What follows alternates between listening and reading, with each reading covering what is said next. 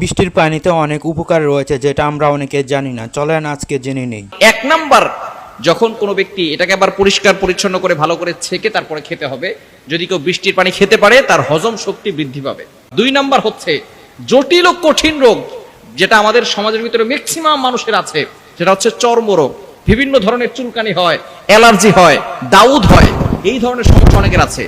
নবীজি সাল্লাল্লাহু আলাইহি ওয়াসাল্লাম কিন্তু বৃষ্টিতে গোসল করতেন, এটা আমরা অনেকে ভুলেই গেছি। এবং নবীজি সাল্লাল্লাহু আলাইহি ওয়াসাল্লাম বৃষ্টি পড়লে বৃষ্টিতে হাত দিয়ে দোয়া করতেন, কারণ নবীজি সাল্লাল্লাহু আলাইহি ওয়াসাল্লাম জানিয়ে দিয়েছেন বৃষ্টির সময় দোয়া করলে দোয়া কবুল হয়। 3 নাম্বার হচ্ছে বিভিন্ন ধরনের ত্বকের সমস্যা হয় আমাদের, এবং চুল পড়ে যাওয়ার সমস্যা হয়। বৃষ্টির পানি দিয়ে যদি আপনি গোসল করেন, দেখবেন আল্লাহ পাক রব্বুল আলামিন আপনার চুল পড়া বন্ধ করে দিবেন এবং ত্বকের সমস্যা দূর করে দিবেন।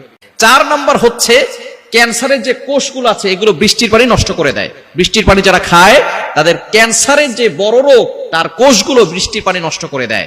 এবং 5 নাম্বার সবচেয়ে গুরুত্বপূর্ণ, সেটা হচ্ছে রোগ প্রতিরোধ ক্ষমতা বাড়ায়।